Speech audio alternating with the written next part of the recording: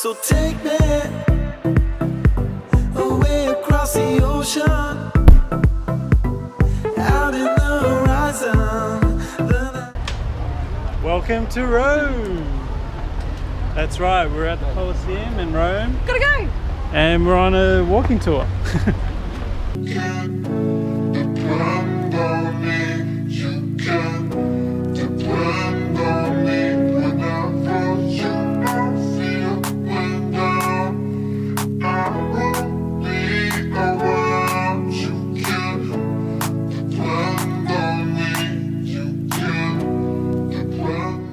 In 72 AD and is finished in 80 AD. It takes just 8 years to complete this structure, which is really just astounding.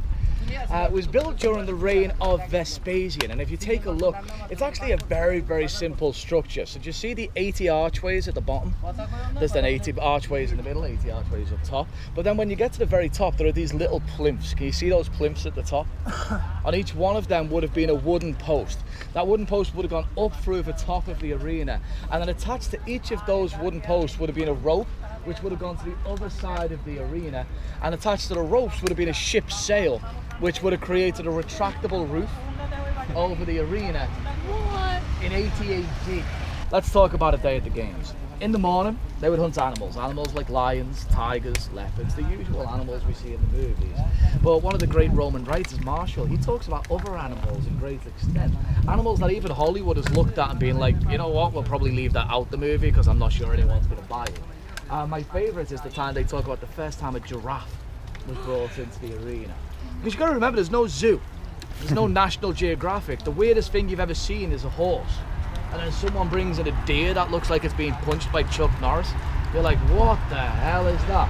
They start kicking out, thrashing out. Russell Crowe comes out, does a forward roll, takes off his head, and everyone's like, holy crap, giraffes are awesome. Midday, some theatre, some comedy, some executions, the general light-hearted stuff to get you through the lunch break. And then in the afternoon, we'll get the main event. Gladiators, by law, have to be trained for 6 months before they were allowed to fight in the arena. That training would all take place down here. Actually underneath us here, underneath the street, that is the Ludus Magnus, that is the gladiator training school. The gladiators were so popular that the training school could hold 3,000 spectators just to watch them train. They would generally train with wooden swords that would have a lead filling, which would make the swords incredibly heavy, so that when they actually used a normal sword, they'd be quicker, more agile, and be able to use it a lot longer, because it would not weigh nearly the same amount. But the training was often so strenuous that it's been argued that up to 2 out of every 3 trainee gladiators died during the training. Because of this, they were an incredibly expensive commodity. So this idea that one gladiator lives and one gladiator dies when they fight in the arena, it's just a fallacy. They're too expensive a commodity. You'd bankrupt the industry within a week if that was the case. Probably as little as 1 in 10 or 2 in 10 fights ended in death. Fights would not be to the death, but generally would be until submission. Once I finally got a guy to the stage where he could fight no more, if I was about to come in with the killing blow, we would raise these 3 fingers. This is mercy. It means I'm done. The referee steps in, and there was a referee, and he would look to the editor. The editor is the guy who pays for the games. In this arena, that is always the emperor. He would give this signal, and we'd look to the emperor, and the emperor would give a signal for whether you should live or die. But how do we kill or defeat a gladiator? Well, it depends how he fought. If he fought bravely, we put a blade just here, at the top of the clavicle, and we push straight down, through the heart, through the lungs, filling it with blood, quick and over. Noble death. If you fought cowardly, there are some who argue that we would see evisceration. We take the blade, place it at the solar plexus, crack in through the rib cage, splitting it in 2. Slice down to the belly button, where we make a 90-degree twist, move to the right, move to the left, with no chest plate, with no stomach muscles. There's nothing holding your intestines in. You're going to be holding them in. You're going to start drifting in and out of consciousness as you basically go into shock. They'll send a guy in with 2 giant meat hooks, they'll place a meat hook under the ball of each ankle, and then they will drag you out of the arena. The emphasis was on you to fight nobly, to fight bravely, and to fight till the very end, not to quit too soon.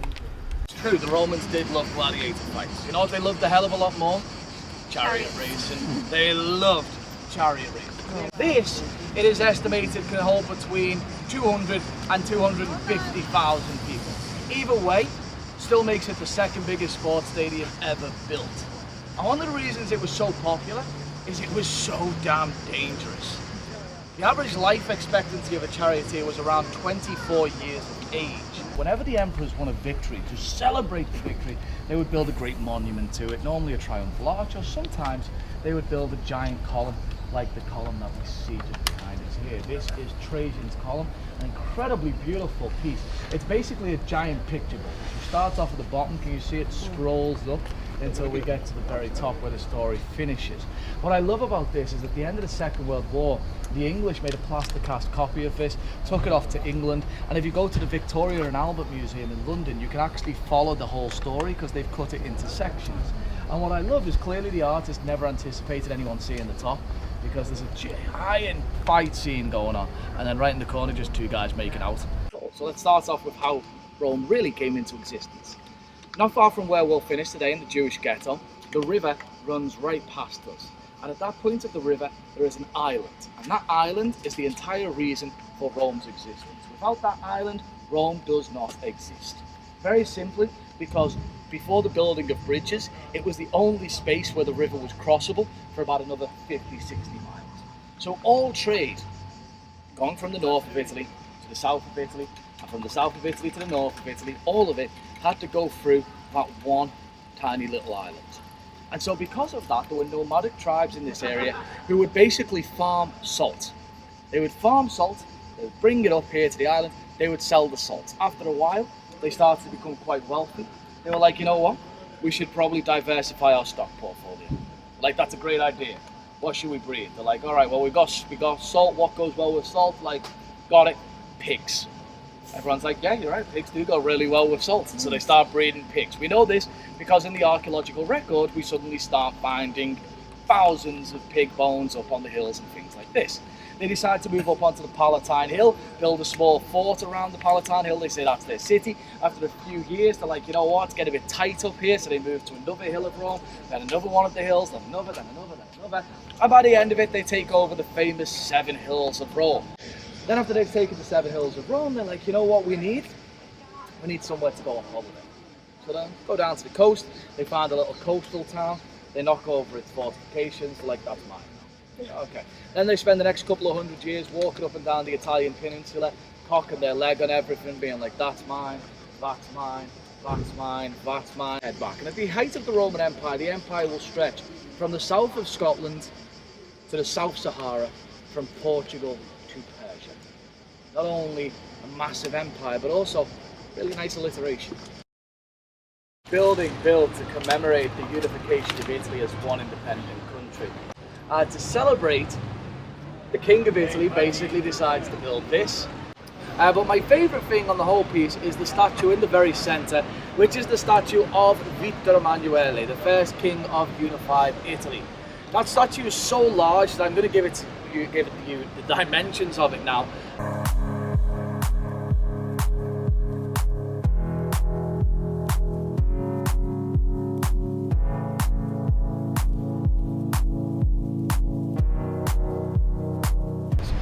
The statue of Vittor Emanuele is separate from the horse, so they just sit him on top of the horse. Before they sat him down, there is a big hole in the top of the horse. When the scaffolding was still round it, the workers who'd made the thing decided, you know what, let's get a photo inside. So they all climbed inside, they brought a table with them, and they had dinner. The Pantheon? Let's go check it out.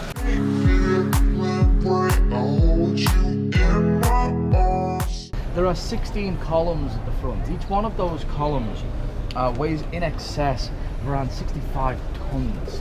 Each one was brought from the southernmost tip of Egypt. If you think about how hard it would be to transfer that level of material, that amount, that weight of material today, Think of how difficult it would have been 2,000 years ago. It's an astounding feat. What holds the weight of the dome up is the weight of the dome. Well, instead of having all of the weight meet at one tiny point, when you get to the top, there is a giant circular hole 9 meters in diameter. And it means every ounce of pressure being placed in any one direction is being perfectly balanced on the opposite side. That constant pressure, that constant tension is what holds the weight of the dome up. It also means if it rains outside, it rains inside.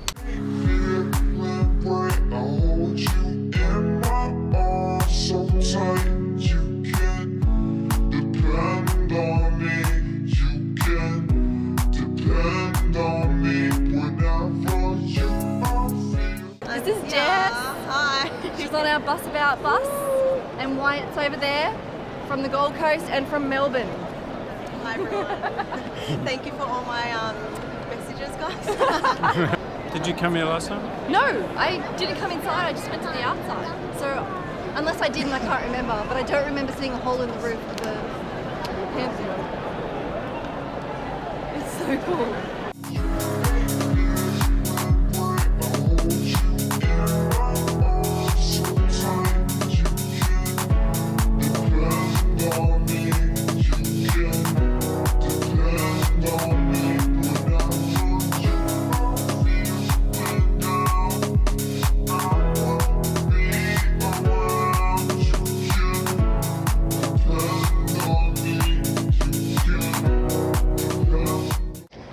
So, on the Ides of March 44 BC, you were to create a line between those two trees and head about 20 meters in that direction, creating a big square. Somewhere within that square would be the exact spot where Julius Caesar was assassinated. Stabbed 23 times, including twice in the face, 3 times in the groin. Blocks, they represent somebody who lost their life during the Holocaust, and this symbolizes their last known place of residence. What's heartbreaking about this one is you can see it's almost entirely one family, because if you look at the surnames, Di Concilio, Di Concilio, Di Concilio, Di Concilio, Concilio, Concilio, Concilio, Concilio, including this one, which breaks my heart. This is Cesare Helvezio Di Concilio.